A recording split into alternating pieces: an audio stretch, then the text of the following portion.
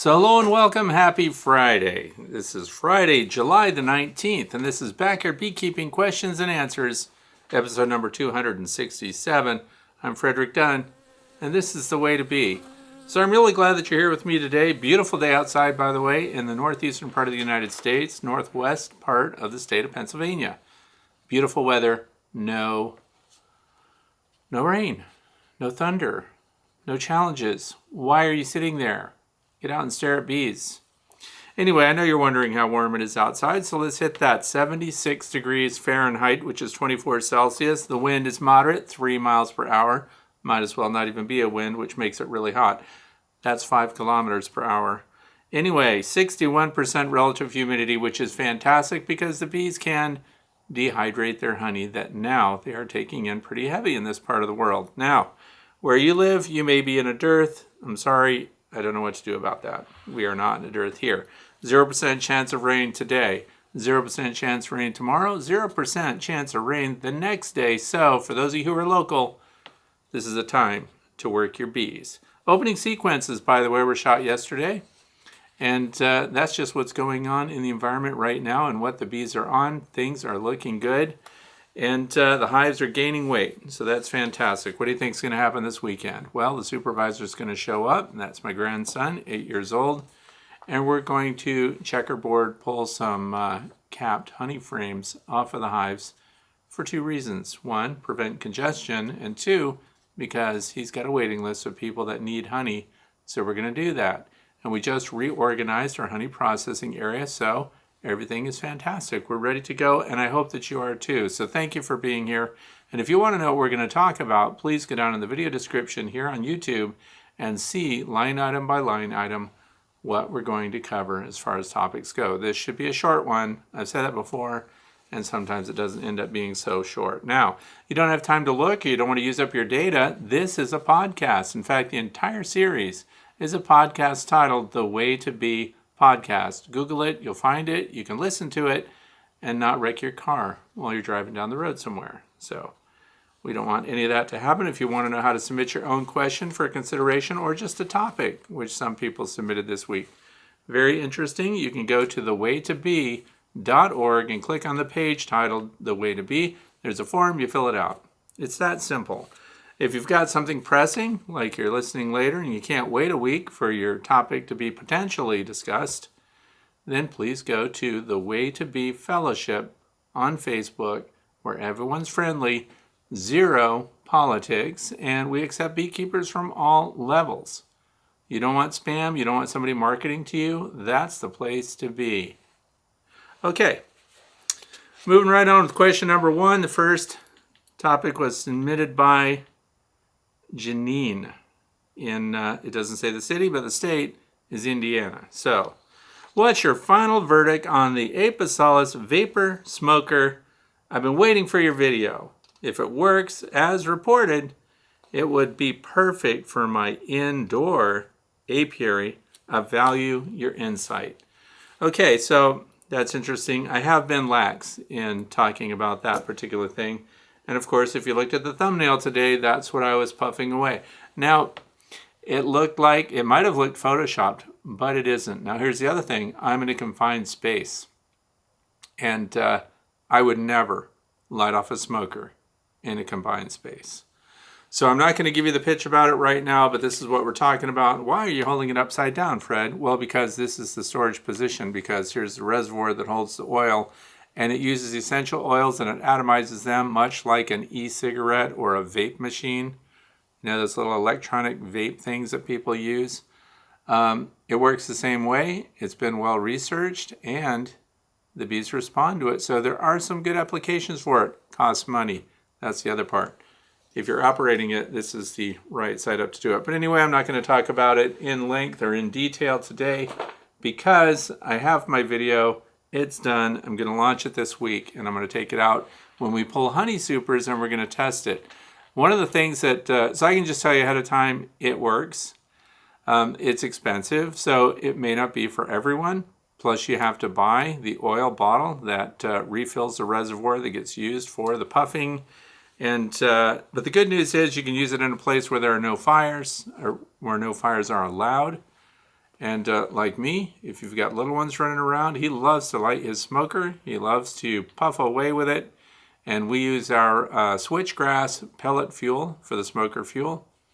And there will be a link down in the video description to that fuel too, for those of you who want to light stuff up. And that leads me to something that one of our members of our Beekeepers Association at a breakfast last Wednesday mentioned. That her name is Pat, by the way, and she takes toilet paper rolls and cuts up just regular paper towel rolls and then staples one end together, fills this with the pellets, or it would work with whatever fuel you have, but then just lights this, drops it in, and this is all she needs to do her whole apiary with the pellets. So it was a really handy lighting thing. I'm going to test that too coming up this week at the same time when we do the Apisolis vape system. But so you can hand it to kids. They don't have to light it. For those of you who are like me, have a backyard apiary, and I hope that's the bulk of my viewing audience. I don't imagine we have many commercial people listening to this. But how many times have you just wanted to run out in your backyard and open one hive and look at it real quick? You had something that you were curious about, and something that's electronic like that could sit on the shelf. It has to be inside, though. You can't put it outside or have it in a space that gets really hot or really cold. And you can just turn it on and go out there and do your test, flip it over, hold it, turn it off, and it's done. So not like a smoker where you had to light it, get it warmed up, get it puffing, get it going, and then go out, all of that to do a 2-minute look-see. So it has value for a lot of different reasons. The other thing is I smoked up this whole room as if it were some kind of atmosphere for cinematography, and it does not bother my breathing at all. I would never have done that with a regular smoker. So we're going to talk about it. It's going to be more going on, but I thank Janine for bringing it up because I was already working on it. So I am late because where did I learn about it? I had seen it before, but I actually talked to the people at the North American Honeybee Expo in January down in Louisville, Kentucky. And I hope I said that right, Louisville. Anyway, that's where I met them. That's where I talked to them about it. And I've had it all this time. And I did have some problems with it. So I'm going to be honest. I'm going to go over that. And we're going to talk about how to fix things too. So thank you for that question. For those of you who want to know, pay attention for the coming week. Jumping right into question number 2 comes from Gigi. Since you are going to be hearing about milkweed in your beekeeper meeting. That's right, we had a beekeeper meeting, as I just mentioned. We gather at IHOP. There's nothing better than that. Anyway, you're going to find out, can you find out if gophers like to eat milkweed? So here's the thing. We are fortunate enough that in our bee association, we have someone with decades of experience as a perennial gardener for one of our local garden centers. It's a really big garden center. And so she's a fantastic resource for information for plants for pollinators and perennials like milkweed. And I can tell you, here's the safety thing. Here's the real scoop. I don't like voles, by the way. I'm going to say that up front because they took 100% of my blue giant hyssop this spring. 54 plants, 100% consumed in less than 2 weeks. So, what about the milkweed? Nothing ate it. Milkweed defends itself really well, and last week I put up my list of, it's a variety of milkweed types, and I'm trying to spread them out so the milkweed lasts longer. My milkweed comes up in 2 cycles here, and I have a lot of land committed to it. So milkweed is a robust plant for preventing predation because it produces that milky substance that makes it toxic to a lot of animals, and woodchucks don't munch it, and voles don't eat it, and I'm sure that it says here in the question if gophers like to eat it. Well, as far as I know, gophers won't eat it either. So once you get it started, perennial, it's going, it's good stuff. Get milkweed. And we talked about swamp milkweed, butterfly milkweed, showy milkweed, and these are all native, by the way. And milkweed is particularly fascinating for me because I use it a lot in my photography and videography, and I like to creep around and photograph the milkweed, and it's just a lot of fun. Anyway, there are milkweed varieties that go well into September, so I'm trying to culture those. Getting them started for me is hard. But it's not because something ate them. For some reason, some of them just start out, they get like 3 or 4 inches tall and then stop. I don't know what's going on. Maybe those will come back the following year. But they're also direct sown. And there's a method with milk jugs, the 1 gallon plastic milk jugs that cut them in half, fill it with a soilless mix, put your milkweed seeds in there, and then just let it flap shut. You wrap a piece of tape around it, set it outside. It's got drainage holes cut into the bottom of it, and you can set those out in the fall. And then in the spring, they come up on their own, and then you'll be able to open that up, and then, of course, just separate them out and then transplant them early. So it's pretty cool. So it was very good. No one is smarter than everyone. So joining an organization, a group, a fellowship is always going to provide you with someone who's got expertise in an area and has knowledge that you want. It's really fantastic. So thanks a lot to Pat for that. And gophers can't get them. Next question is number 3, and this comes from Brad. Looking for some clarification. I had always thought, up to several months ago, that larvae hatched from the egg, but was watching a time-lapse video that included the egg evolving into a larvae, not actually hatching. What are your thoughts on this? I have started referring to the egg evolving and the pupa emerging.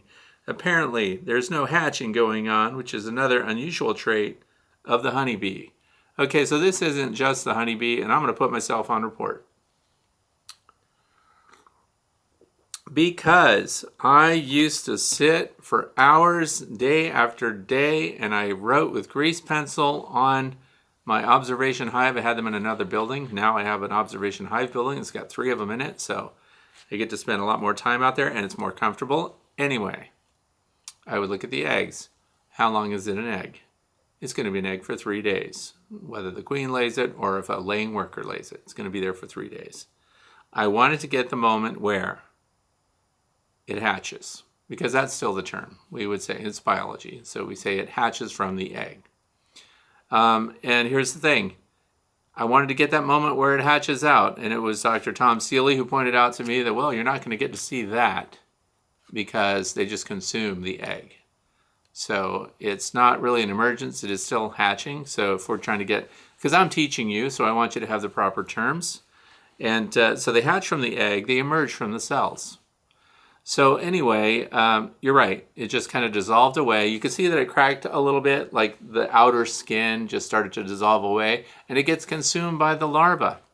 So there it goes. No drama. It just consumes it, and it's done. That's why we don't see little eggshells from newly hatched bees when they're in their larva state, laying around in the cells, because the larva itself consumes it. So you're right. It's anticlimactic. Nothing cool happens. And the time-lapse things show that very well. And the cool thing is there are a lot of time-lapse videos these days showing what's going on inside the cells. I don't do the cellular level, like the cutaways of the cell and do time-lapse so I can see these things happen. I wanted to catch it in real time. So it is fun. If you have an observation hive, you can use those whiteboard markers. They work really well and they clean off really easy. And so when you see that you've got an egg in there, let's say this is the cell, the egg that's standing straight up on end. The egg, by the way, is not the same diameter through its length. It's shaped kind of like a little eggplant. So it's skinny at one end and kind of rounded at the other. And when it's standing straight up on the bottom of the cell, your queen just laid it. So you can mark that. It's a great thing to do with children or adults that are just learning about the biology of the bee. And we mark the date, the time, and everything else. And then we see that the following day, it's laying over a little bit. It's on a tilt. The third day, before it hatches, it's laying flat against the sidewall or the bottom of the cell that the egg is in. So it's a lot of fun. It's still fun to learn, and the proper term is still hatching. But you're right. It melts away. I have no video of it. You can also mark the date and calendar. It's just great science for the kids that are learning the biology of the bee. It's one thing to show them a chart and say, on this day this happens, and then so many instars and things like that. Here's the thing. Getting kids to identify it so they're actively seeing it. It's practical. They're hearing the bees. They're seeing what's going on. And then they mark it, and then they're cataloging it. And they're making sure, because also one of the things that happens is they can circle those areas that have eggs or freshly hatched larvae, and they mark it on the calendar, and then they come back and they want to see it when it goes into the pupa state. So we want to see it being capped over, right? But then they find empty cells. Because sometimes, depending on what's going on where you live, the environment can stop providing the resources that the bees need. The nurse bees realize that the resources are not coming in that they need to sustain the brood, and they cannibalize them. So you can end up with empty cells, but it's another valuable lesson. Or they cannibalize some of them. Or if the nurse bees determine that some of the eggs that were produced are too close genetically to the queen, right? So in other words, maybe she mated with one of her own drones somehow, because a drone took off and went into another colony and so on, and she ran into it at a drone congregation area and was one of the 20 that she mated to, however many she mated to when she was at the drone congregation area on her mating flight, and then came back with a closely related genetic stock. When they do that, they sense that, they remove and consume that, and it can result in a shotgun pattern during the period when the queen would be laying eggs that come from that particular drone, those close genetics. That's why we want lots of diversity of bee genetics out where we live, and the queen goes out. But they can end up with empty cells. Anyway, lots of opportunity to explain some of the variables there. But thanks for bringing that up. And then question number 4. Usually I only allow one question per person, but I think Brad snuck one in on me. And that's okay, because I did a sketch today based on Brad's observations.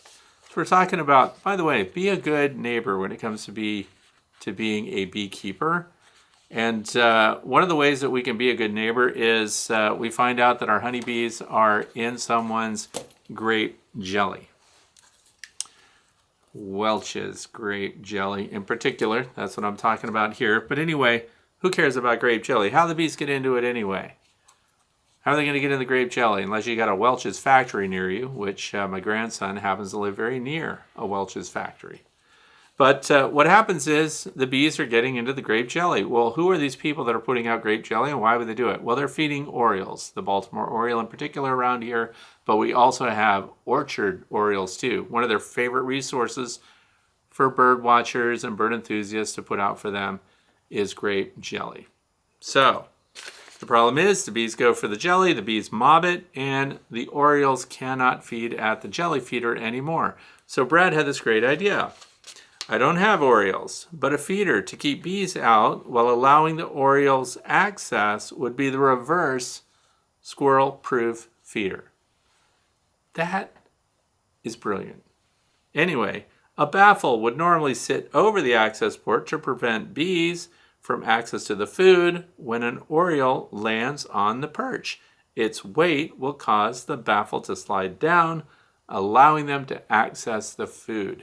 Now, I like evaluating different bird feeders, and so I've done that for many years, and I do video reviews and things like that, squirrel-proof, squirrel-resistant, and all this stuff, and this is just genius. So I want to thank Brad for that, and I did a sketch. Here's what that might look like. Brad gave me no parameters, but I want him to be 100% credited for the way this looks. If you look at this particular drawing, it is just like the squirrel-proof feeders, only as Brad described, there will be a transparent shield over the area where your grape jelly is. It needs to be transparent, so plexiglass, whatever. Orioles that have been fed at a station before will jump around, land on different surfaces, and of course, they'll find that they can see through and see where the jelly is, and when they land on the perch to look at it, I've drawn a counterweight here. So the Oriole lands on the counterweight, which causes the plastic shield to go down, and the Oriole can then feed on the grape jelly. When they fly away, it's closed, so guess who can't get in there? Those frustrated honeybees that I've shown flying around. Haven't built one, but I can tell you this. If Brad's not going to make one, the first person who, because, by the way, there aren't that many beekeepers. I mean, we think there are a lot of beekeepers. If you have, hundreds of thousands of beekeepers. Someone told me there are 200,000 beekeepers in the United States. But, and those are the registered ones, so there might be a lot more. There are way more than that are bird watchers and people that feed birds and watch birds, and that's why it's such a huge market. If someone came up with that particular design, and you can have it, by the way, I don't know about Brad, but what I just sketched out is a concept, and if you want to elaborate on that and take it as your own, you go right ahead.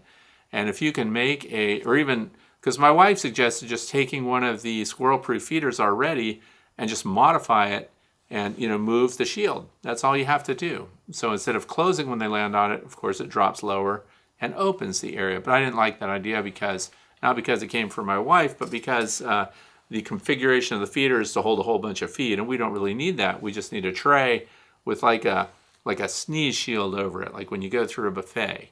And then you can see the food, and then when you stand on it, you get close to the food, the sneeze shield goes down, the food is there. And it's that simple. I don't think it would take a lot of resources to make one, but the person that makes it, markets it, they're going to sell it. It's going to be great. All because Brad Wamsley said, hey, how about this? This is why you have to have a fellowship of beekeepers. If you think that you're the end-all and be-all for beekeeping, you have all the answers, you're going to miss out. Because listen to everyone, even the people that have just taken up beekeeping 5 months ago. They can make an observation that is so keen, depending on who they are and how well they notice things, and they can come up with an instant solution. Listen, pay attention to them. Don't be mean. Let the new people speak. Moving right along, question number 5. This is from Debbie, Eden, Utah. I started 2 resource hives this spring, 4 frames by 4 frames over 4 by 4. A shared wall. Okay, it says 4 by 4. This must mean 4 nukes. Okay, shared wall. All my colonies are doing well. I am optimistically researching how to care for the resource hives through my long northern Utah winter. I've read that you can put a shared honey super above the queen excluder on a twin colony without conflict. The 2 colonies, and my question is, can I put a shared feeding source, i.e. winter candy board or top feeder, liquid, and so on, and have the 2 colonies peacefully access the shared resource? Now, those common systems, and Better Bee sells them too, because I've looked at them and I didn't really want to do it, but they have 5 frame deep nuke boxes, and they're wooden. I like that idea because it'll last a very long time. And when you push them together, guess where they develop their brood? Along that common warm wall. So they're sharing its community warmth that generates back and forth. And so they concentrate their brood there, and then it tapers out to where they have their honey stores on the outside frames, and then you can stack them up. And I'm glad this was brought up because putting a food resource directly on top that is shared by both colonies, I don't think would be necessary. You could have a feeder, because it's designed, of course, we have 5 and 5, then you would have like a 10 frame feeder shim that would go on top of that. Queen excluders, and this is why I think it's important to mention it now, for new beekeepers, queen excluders should not be on your hives in the wintertime. And the reason is that we don't want our workers or our cluster to migrate through that queen excluder and end up next to a resource while the queen is trapped outside of that and left behind. So, and only a desperate colony would do that. The really large colonies have the resources to send workers up through it and back down. But what I really like to see is the ability for the cluster to move collectively all the way up, and in spring, of course, be right underneath the inner cover, which I'm hoping is insulated and protecting them. But that's also where your emergency resources are. So I see nothing wrong with having independent emergency resources in winter. And even though the mention here is for, I think it said sugar bricks or something like that, my number 1 candy board, it says, candy boards are not as efficient as fondant. So fondant over candy, but if you just want to do sugar bricks and things like that, you can. Your bees just don't resource that, don't gather those resources as easily as they do when it's fondant. And fondant can be used through winter. There are recipes to make your own. You can also buy it. So what I recommend is having some kind of access directly over without, a queen excluder. So let your bees cluster right up against it. And don't try to make that a community feeding situation. And that's just my opinion. You can, of course, do whatever you want. This isn't a new method. I believe Michael Palmer up in Vermont also winters double nukes next to one another. So it might be worth taking a look at how he configures his hive top feeders if he uses those in the wintertime for his resource nukes. Mine get through fine on their own. So I like to leave individual width feeders, inner covers, and things like that on those so I don't cluster them together. But I also don't have the weather that you may have there in Utah. So I hope that's helpful. But the queen excluder, I would find a way to work around that and remove your queen excluder for winter. Question number 6. This is from Kelly. And it's about sanitizing. It says, I can't remember in all the years of viewing your content if you have ever taken on the honey jarring process, specifically sanitizing the jars. I usually use a one-step sanitizer designed for home brewing, and I'm curious to know your thoughts and considerations. So that brewing, by the way, I've used that too because I've made mead. Mead is super easy to do. But the sanitizing requirements are very low for honey makers, for honey collectors, honey robbers, whatever you want to call a beekeeper that takes honey from bees, puts it in jars, and then sells it or consumes it. The reason is because the honey that you have, you want your jars. Me personally, I never give out a plastic jar of honey. I don't have the honey bears. I don't have any plastic jars of any kind. I have all glass. And that's just personal preference. But when it comes to sanitizing, right, you can boil it. So you can also put them in your dishwasher, and some dishwashers have a sanitization mode. So the temperature is the sanitizer. You can put it in boiling water for 10 minutes, things like that. That's overkill. What you really want is a nice clean jar, nice clean lids. And a lot of people, when they sell their honey, they charge a deposit. I think that's a great idea. I also think it's a great idea to swap out the lids. If you have canning jar lids that can be sanitized, great, cycle them back. But when you go to your own state, you'll have the requirements for selling honey. You'll find most of those requirements will center around labeling, packaging, the weight of the contents, the producer of the honey, what the contents are, straight honey, nothing else. If you add something to your honey, you created a food product in the state of Pennsylvania. That's a whole different category for labeling and for being authorized to sell it, because now you're making food. What I do is I collect honey from the hive. It's in the jar gets labeled, and then the jar gets sold or given away to whoever. But so sanitization, if your state has a requirement, it would be really rare. They're not good at defining that. And so just it comes down to personal preference and practice. And you want to present a clean product, so there should be no evidence that that jar was ever used before. So we use heat. So hot water, sanitize the whole thing, clean it up, dry it out, keep it upside down, and then you're ready to fill them for honey, which we're doing this coming week. And this will shock you. That was the last question for today. It's too quick, wasn't it? Anyway, here's the fluff section. So I want to talk about some things because I had some issues recently. UPS dropped off some hives with foundation in it, plastic foundation. And I talked to some people at the bee meeting too. They parked those boxes right in the sun, and it got really hot. And what happened is the plastic foundation that was in that box warped. And I don't just mean it warped in one direction. It looked like a piece of bacon. There were ripples in it. It was cupped. It was domed. It was all over the place.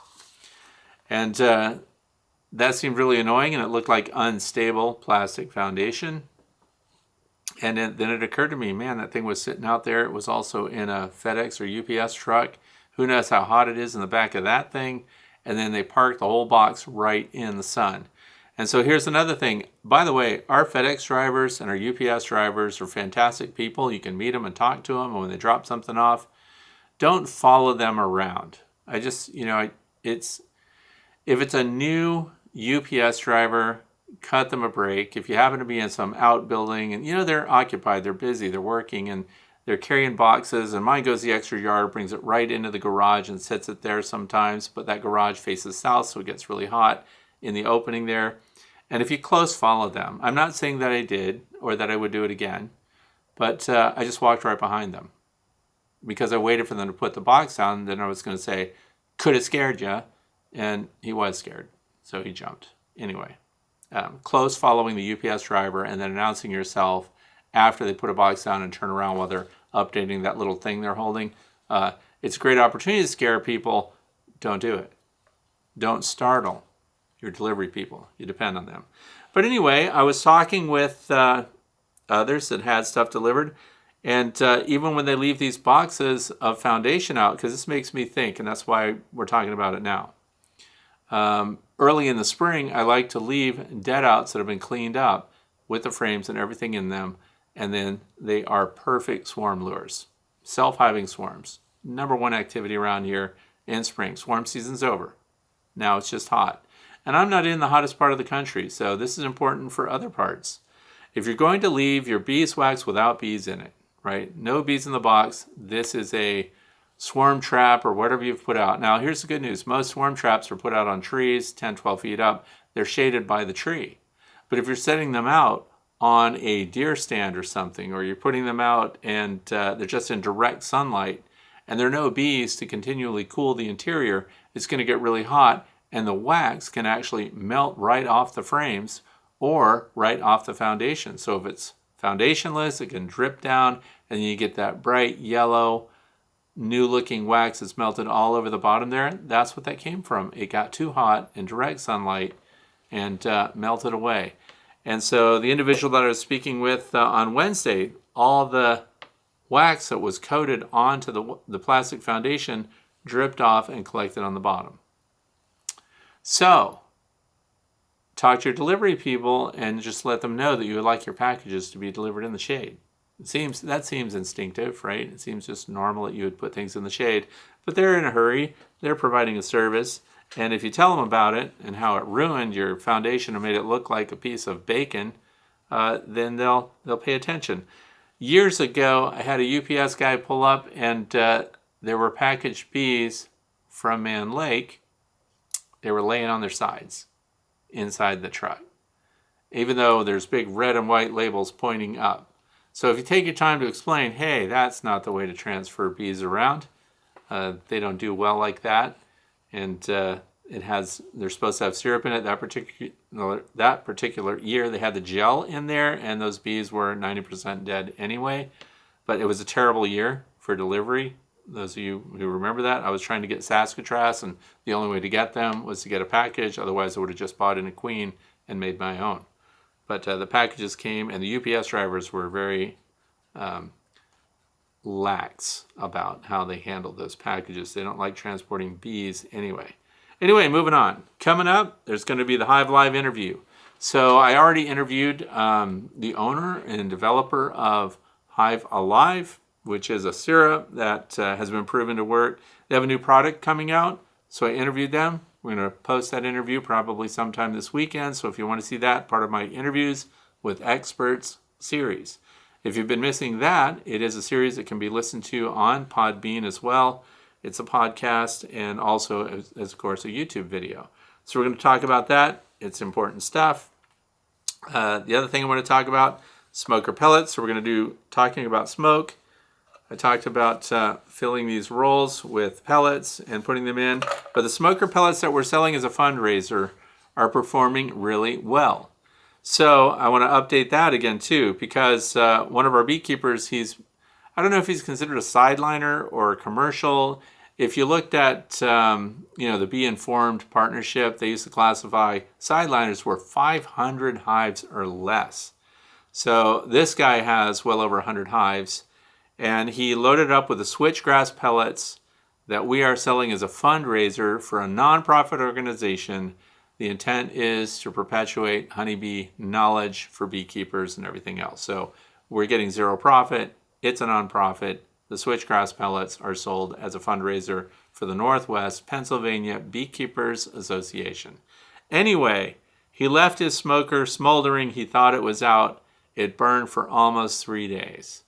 Now that sounds ridiculous, but believable guy, credible people. And a lot of people have told me that they get 24 hours out of the smoker. Just they leave it out and it still goes. Now, if you're puffing away. But here's the other thing.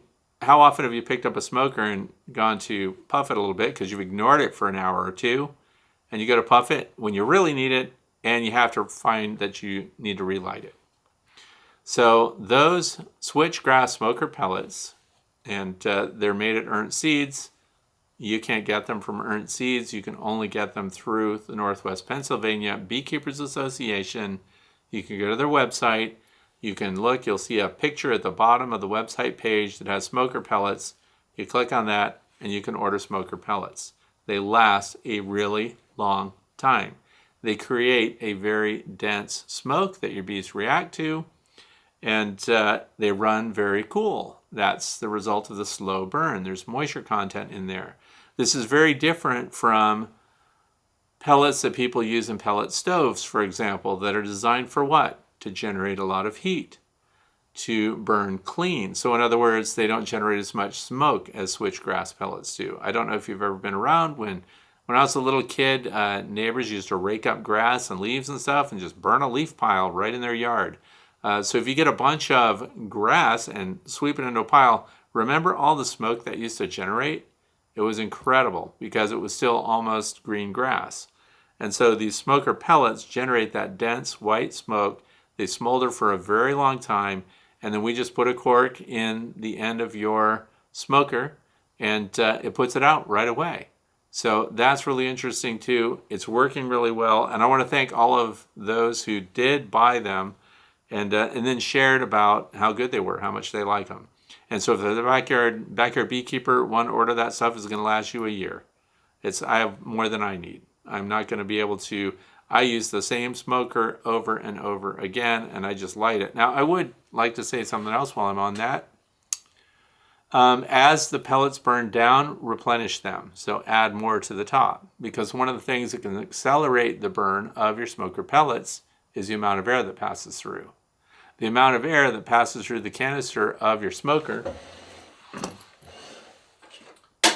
Why not get the smoker while I'm talking? This is my preferred smoker. Okay.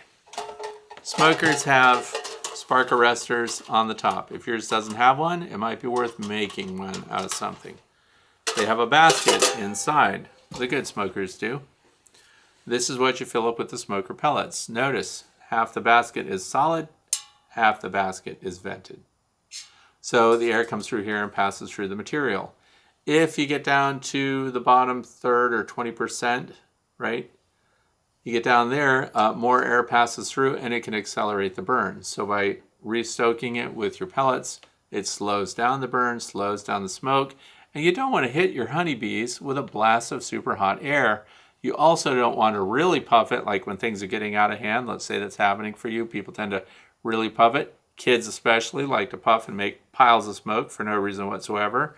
But that's where that spark arrestor comes into play up here in the top. So that's my thing. You want to fill the smoker right up. Now, if you jam it all the way to the very top, you might get it so slow that it almost won't generate smoke on the density and in the amount that you want. So not all the way to the top, but 3/4 of the way would be great. So keep your smoker up, and that's whatever fuel you're using. If you get down near the bottom, you notice it picks up, it burns quicker, it burns hotter, and then consumes the remaining fuel faster. So if you're trying to extend it, keep your smoker full. And that's it for that. Just wanted to mention it. And again, thank the people that have supported that, because it is translating directly into our educating the community and new beekeepers about beekeeping. So moving on, bottle your honey as soon as possible. This is for the backyard beekeeper. Obviously, I don't even pretend to tell commercial people how to do their business. But I see some Facebook posts. I don't have a lot of time to interact with everyone. But I do see some posts where people like to talk about the amount of honey that they got. And says, buckets of honey. And they're so excited, and they're showing their white buckets, 5-gallon pails, 3/4 full of honey, and they've got them all stacked up with lids on them. And the first thing that I don't get started in conversations, because then it's rude. I seem rude because I don't have the time for all the follow-up that happens after that initial contact. So if I made a comment about, oh, get that in your jars as quick as possible. But this is my advice for the people that pay attention to me or want to do what I do. I definitely put it in the buckets and let it sit in the buckets overnight. So I give them 24 hours in a bucket, and the reason for that is it's still warm. If you have a place that can stay warm, then it lets the bubbles and stuff get out, and any detritus or material that got into your honey while you were processing or uncapping and so on rises to the top. So now you can drain out the honey the following day. And I like to get it into the jars as quick as possible, because what's coming up not very far in the distance, we're going to have goldenrod and we're going to have asters. Somebody said that they saw goldenrod blooming already. I hope that's not true. I found one goldenrod variety. There are many varieties of goldenrod that is already starting to bloom, but the rest of it looks totally dormant. It's not budding at all. So one plant. But the reason I bring it up now is preparation is everything. So try, if you can, to get the honey out of your buckets and into your jars as soon as possible, because if it sets or starts to crystallize or you've got issues with it, you can adjust the individual jars. And here's the other thing that I do. If you find, test your honey as you go. So if you don't have one already, a refractometer is what you're looking for. And you want to get that so that you will know the water content of the honey that you're harvesting. Because that's another thing we don't want to happen. So by having it into jars, is like the honeybees spreading it out into all the different cells. The more cells they spread it out into, which they do when they first bring in that during the nectar flow, they spread it out because that creates more surface area and allows them to evaporate it down, and then they concentrate it into the cells in the honey super areas, right? So you're doing the same thing. You have multiple little jars. You can set them out in your, I hope you have a drape or something where you can run a dehumidifier if you've got a high water content in your honey, and you can evaporate that off with fans blowing directly on those lids. So multiple jars with their lids off, and let the fans blow, and you will find that you can reduce that moisture content by 1% every 24 hours. So that's another thing that I'm mentioning so that you can be prepared just in case you end up with honey that has too high a moisture content. And for me personally, I would like to see it at 18 point something at the highest. If you're hitting 19%, that's probably still allowed, but you run the risk of fermentation. So we don't want that. So get it into the jars for multiple reasons. And then, of course, if it solidified, then you could put it in hot water and reconstitute it just in time to sell it to somebody, or have it as a liquid. So bottle it ASAP. Anyway, the way we're going to be collecting honey this weekend, because my grandson needs honey right away, we're going to pull individual capped frames of honey. We're not going to pull entire supers. The reason that we're doing that, by the way, there are a lot of resources in the environment, and so the bees are active, they're bringing it in, and they're gaining weight. So we want to pull the capped frames, and then we'll put new frames right away. So when you go out, bring a tote or old hive boxes, which work really well for this. Have all your frames with you, and then what I do is pull the frame that's full of capped honey, get the bees off of it, whatever your favorite method is, and then put that in your container. I like to use Hive Butler totes. Some people don't like them because they're expensive. They're going to last you. They're easy to clean. Mentioning back to the sanitation here from Kelly, you can clean those up. They have lids. So the minute they're in there, you cover the lid, bees aren't going to be jumping in there after them. So having the replacement frames with you to put in as you take them out means that we're not pulling a whole super, and they can continue working on the frame that you put in. It's also, with a big nectar flow on, a great opportunity to get them to continue to draw out. As I just described, I had some new heavy wax foundation delivered, and I'd like the bees to draw that out for me. So as we pull a frame of capped honey, replace it in the exact same spot with foundation that's heavy waxed, not just plastic foundation. You can also get them to draw up foundationless frames. We have those too, and they are pre-waxed around the edges. So that's another thing that can boost that. And we're going to be running out of time for them to do foundationless because it does draw a lot of resources for them to do that, but you can do it if that's what you want to do. So have frames ready to go in. Don't try to come back to it, is what I'm saying. The other thing is the frames that you draw out from each hive to extract your honey, mark the frames, color code them, whatever you decide to do, but I highly recommend that you get those back or store them with the hive number that they came out of, because we like to put them back in the hive that they came out of. And one of the reasons that we do that is if by some chance one of your hives was building up a case of foul brood, European foul brood, American foul brood, and so on, we wouldn't be spreading that out into other hives by transferring frames from one hive into another. And there again, backyard beekeepers have the time available to track individual frames and which hives they specifically came from. The other part of this is please keep records. I don't care if you have 2 hives. Which of those produced honey, when, and capped it, and so on. Because hive by hive, they may be performing differently. So when you're pulling capped honey, then you're not necessarily searching through the whole hive to see what the queen's status is, if they've got eggs and brood, and so on. You want to be as low in your disruption as possible. And I think I'm going to mention this thing again. The least disruptive smoker that you can use is going to be, I realize most people don't have it, but the Apisolis smoker is the low-key entrance in there. How much do you want to puff it?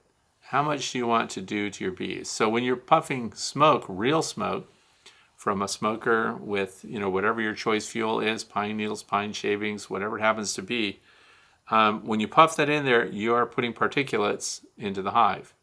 Now, a lot of the cells are open. So if they've been bringing in a lot of resources and you smell that honey in the air and 50% of the cells on a frame are open and you're doing a lot of puffing there to get the bees off of that, when I see someone that tries to use their smoker as a means of clearing bees from a super, you're putting so many particulates in there that are also going to be in your honey. So it is the number one thing that is found in your honey, particulates from the smoker. So something like an Apisolis vape smoker, which by the way, a year ago, I was not interested in a smoker where you had to buy some kind of essential oil mix to put in there so that it could be atomized and used as a smoking vape. But gradually I'm weighing, the benefits and the potential negatives of that, and the benefits are outweighing it. The biggest negative is the cost of the unit. So, and again, I'll talk about that.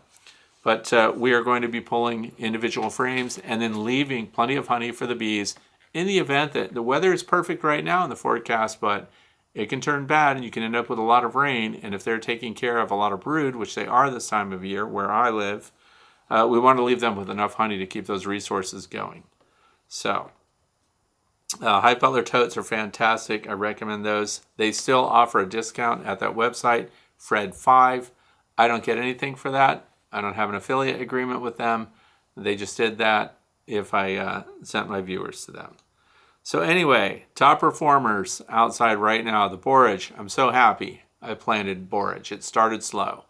But now, here's the thing about borage. It's holding its own with the other weeds and stuff because the weeds are taking off and are really dense, really heavy, because in this environment, we don't use herbicides here, so we don't use anything to suppress weeds. So whatever I plant, and I planted the borage by seed in spring, so I did till for that. But when you till, you also disrupt all the stored seeds in the soil, and what happens is they all come up in concert with what you're hoping will prevail. So the voles took care of my hyssop for me. I'm going to bring that up again. But as an insurance policy, I didn't just plant one plant there. I planted a bunch of borage along the same strip, and the borage is producing so many blooms. It's fantastic. And here's the other part of it. Now, I know this, a lot of this happens based on rainfall, the amount of sun that you've had, and soil quality, and all of these other things. But here's something that's fun to do for people with time on their hands. If you can sit down and stare at the borage flowers, and because I was talking to another friend who's a photographer, if you set up your equipment, take a picture of a honeybee on a flower and then the honeybee flies away, should you go following the honeybee around? No. Stick around.